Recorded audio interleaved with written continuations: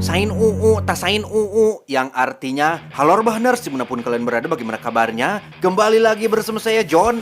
Setelah hampir 3 pekan tidak mendapatkan asupan adrenalin yang cukup, kali ini saya akan merangkum sebuah film brutal dengan konsep unik berjudul Crazy Samurai Musashi yang dibintangi oleh salah satu aktor film actionnya Jepang, yaitu Tak Sakaguchi. Ini tuh yang main di film Yakuza Weapon, terus Reborn, sudah pernah saya rangkum juga di video-video lama. Jadi tanpa banyak bercocot-cocot di awal, langsung saja pasang handsfree, simetriskan posisi rebahan, kencangkan celana dalam, selamat menonton, dan ya, betul.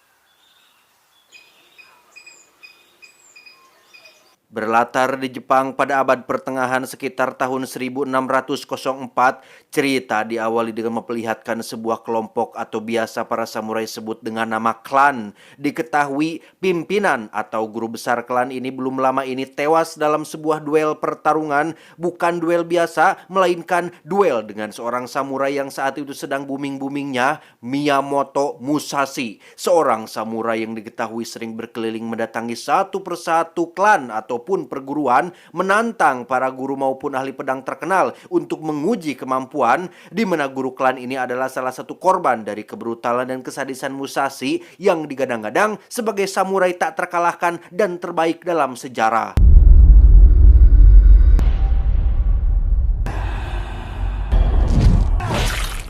Tak terima guru besar klan mereka kalah dalam duel, pihak keluarga dan semua murid pun sepakat untuk melakukan balas dendam kepada Musashi. Salah satu anggota dewan bahkan sudah menyiapkan sebanyak 100 murid dan 300 tentara bayaran yang disebar di berbagai titik untuk menyambut kedatangan si Musashi ini.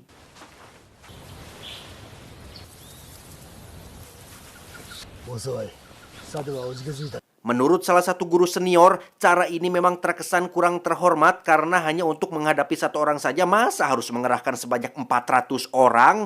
Namun mendengar reputasi Musashi yang terkenal brutal dan ugal-ugalan, ia merasa bahwa upaya ini perlu dilakukan setidaknya untuk jaga-jaga apabila Musashi memakai strategi tertentu dalam pertempuran nanti.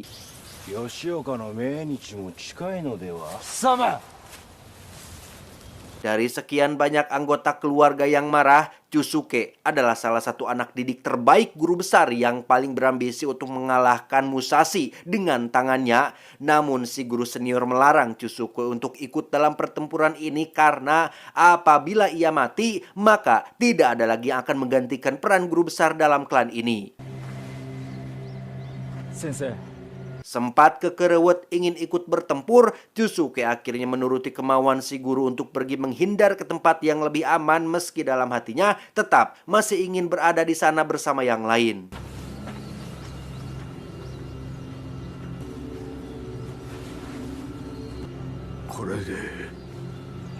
Di sekitaran hutan sendiri kita akan melihat para tentara atau samurai bayaran yang sudah bersiap menyambut kedatangan Musashi. Tentunya mereka ini sudah sangat berpengalaman dalam pertempuran, bahkan salah satu samurai sempat berhadapan langsung dengan Musashi sekitar 2 tahun yang lalu dan masih ingat persis seperti apa wajahnya, di mana si tentara bayaran pun akhirnya berubah pikiran ketika ia ingat akan kesadisan Musashi, sehingga ia pun pura-pura izin kencing padahal kabur dari lokasi tersebut. 2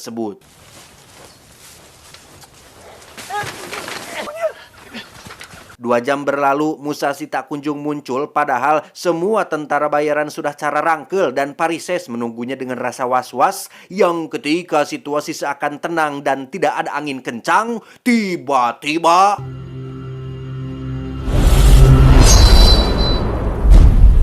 ya, inilah Miyamoto Musashi, samurai yang disebut-sebut sebagai yang terhebat sepanjang sejarah, di mana para tentara bayaran ini pun dan para murid perguruan pun langsung mengelilinginya dan dimulailah pertarungan 400 melawan 1 orang.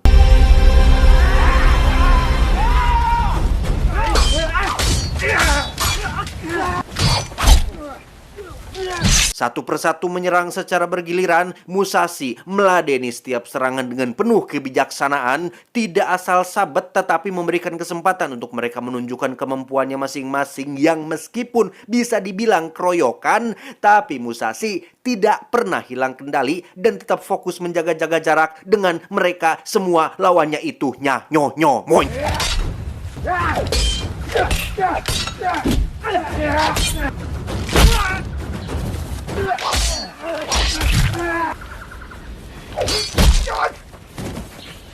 Yang menarik adalah kita bisa melihat sebagian besar dari para tentara bayaran ini hanya berlarian ke sana kemari, ke kiri dan ke kanan dengan maksud yang tidak jelas. Bahkan ketika ada kesempatan, satu kali pun tak ada yang menyerang Musashi dari arah belakang, padahal celahnya begitu sangat-sangat terbuka lebar sehingga Musashi bisa tetap tenang dan justru malah membuat lawan-lawannya sendiri yang kena mental.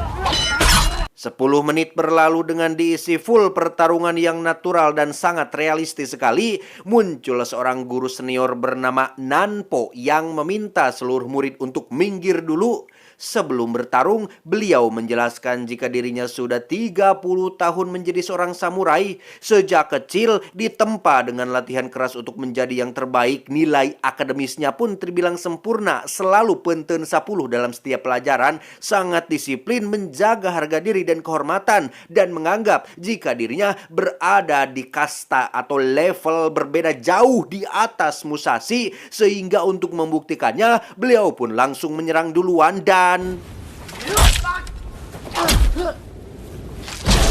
ya, cocotnya ternyata tidak sebanding dengan kemampuannya, di mana Musashi kembali pada kroco-kroco yang kali ini pertarungan dilakukan di tengah-tengah pemukiman warga yang sudah lama ditinggalkan, di mana Musashi benar-benar memiliki stamina tinggi dan daya fokus yang luar biasa stabil meskipun terus diserang tanpa henti dan tanpa tersentuh sedikit pun.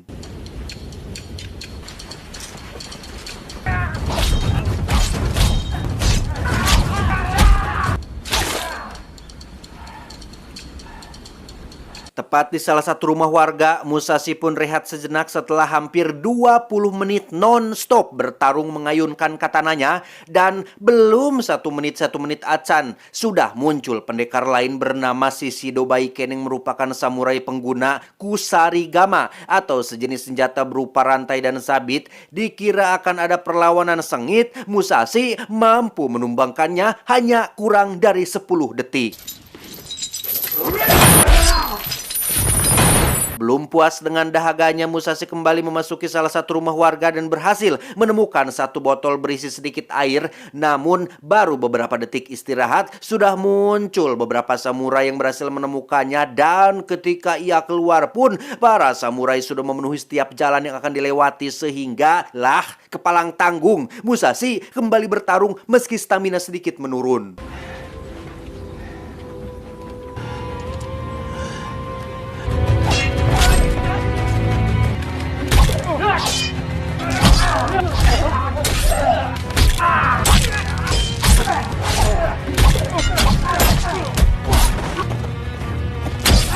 Selesai dengan gelombang kedua, Musashi pun istirahat dengan botol air yang entah kebetulan atau memang gimana ya, ia temukan ada di pinggir rumah. Entah memang sudah dipersiapkannya atau memang sengaja diteletakkan di sana oleh tim kreatif. Tetapi gelombang ketiga tiba-tiba muncul mencari keberadaan Musashi. Dua orang samurai terlihat terlibat sedikit pertengkaran ketika salah satu dari mereka nampak pucat dan sempat memilih untuk mundur. Sedangkan temannya yang satu lagi terus membujuk untuk gas terus demi untuk melunasi hutang mereka berdua, karena barang siapa bisa menghabisi Musashi akan mendapatkan imbalan berupa 1 hektar tanah, 7 lumbung padi, dan 50 ekor marmut. Yang ketika pertengkaran dilanjutkan dengan pertarungan antar sahabat, tiba-tiba Ya, Musashi menghabisi kedua sahabat tersebut dan harus menghadapi guru senior lain yang sama-sama otokoh atau berambisi untuk melakukan duel satu lawan satu. Dan seperti jagoan-jagoan sebelumnya yang polontong dan petantang petenteng, mereka tumbang dengan cepat di tangan sang samurai terhebat ini. Karena 4 muridnya kabur, Musashi pun istirahat di salah satu lumbung padi milik warga yang di situ kebetulan ada seorang gadis muda sedang mengumpulkan kayu bakar. Meskipun Musashi terkenal sadis, ia bukanlah psikopat yang tega menyakiti perempuan. Namun, alih-alih berbaik hati dengan membiarkannya hidup, si gadis justru malah berkhianat dengan memberitahukan keberadaan Musashi kepada para samurai yang sedang memburunya. Alhasil, niat hati ingin rehat 5 menit dulu, nya teuing mah Musashi terpaksa harus bertarung lagi, di mana kali ini ia harus menghadapi lebih banyak samurai yang tentu saja bisa Musashi kalahkan meski dengan nafas yang sudah ngos-ngosan.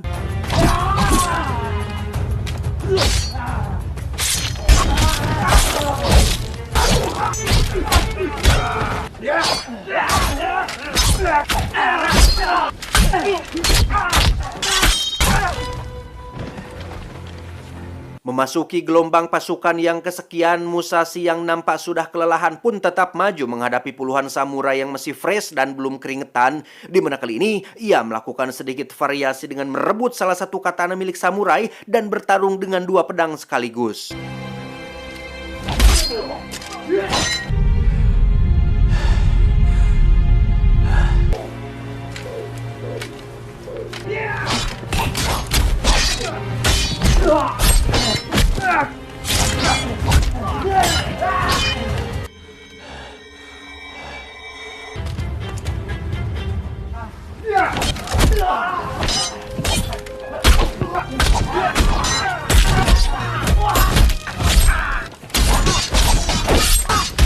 Sebanyak 370 samurai akhirnya berhasil Musashi tumbangkan. Sekarang giliran guru senior lain yang muncul belakangan. Ia sengaja membiarkan Musashi kelelahan supaya memperbesar peluang kemenangannya. Dan ya, strategi apapun nampaknya masih belum berhasil menumbangkan Musashi yang setelah si guru senior ini tewas. Kini giliran Musashi akan menghadapi gelombang terakhir yang berjumlah 30 orang. Sehingga ia benar-benar memenuhi janjinya untuk membantai 400 orang sekaligus hanya seorang diri. 7 tahun kemudian, berlokasi di Sungai Ciulan yang sedang kasaatan akibat belum turun hujan, Musashi yang sedang menghuleng tiba-tiba didatangi oleh pemimpin klan yang baru yang tiada lain adalah Chusuke yang sempat kita lihat di awal. Ia nampak sangat menggebu-gebu ingin membalas dendam atas kejadian 7 tahun lalu, dan selama itu pula lah ia terus berlatih hingga mendapatkan kepercayaan diri yang tinggi untuk menghadapi Musashi dengan membawa sepasukan anak buahnya. Sempat memperingatkan Chusuke untuk mundur saja dan hentikan ambisimu. Namun Chusuke malah teriak-teriak sambil berbicara tentang kehormatan seorang samurai, sehingga jika itu yang engkau mau, maka Musashi akan memberikannya.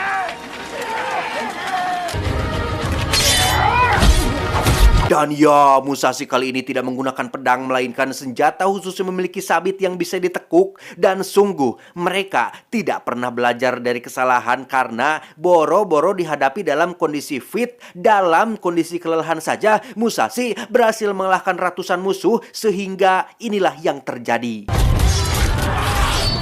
Tersisa Chusuke yang masih hidup. Saking tidak habis pikir dan saking kena mentalnya, Chusuke sampai-sampai menanyakan pertanyaan menarik tentang apa sebenarnya dirimu. Musashi pun menjawab, aku hanyalah manusia biasa, manusia yang hanya ingin menang. Sehingga jika kau penasaran apa bedanya diriku dengan orang lain, jawabannya adalah tekad. Tamat, ending yang cukup membangkitkan. Sekedar informasi, film ini adalah film dengan konsep one take alias satu kali pengambilan gambar. Contohnya seperti yang dulu pernah saya rangkum, Extraction, terus ada Carter. dari Korea tuh kalau kalian pernah nonton. Prosesnya lebih sulit dari syuting film biasa karena apabila melakukan satu kali kesalahan saja maka harus mengulang semuanya dari awal. Jika durasi satu adegan saja misal 20 menit lah, ya mau tidak mau harus mengulang 20 menit itu. Sok coba bayangin. Tak Sakaguchi sang pemeran Musashi terlihat sangat kelelahan bertarung melawan para samurai dan itu bukanlah acting bro, melainkan lelah asli. Adegan minumnya juga haus asli, bukan haus yang dibuat-buat, sehingga menambah kerealistisan film ini dan kenaturalan film ini. Tapi ada tapinya, film ini jujur saja sangat membosankan. Memang full pertarungan, memang full adrenalin, cuman kan tidak ada plotnya.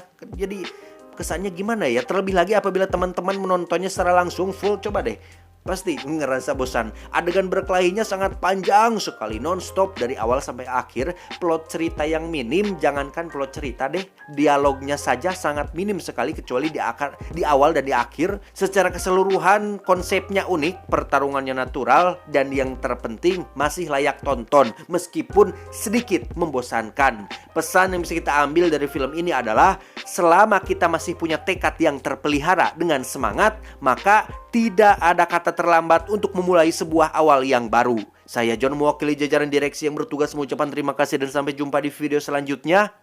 Adios, selaput tipis kolor ijo.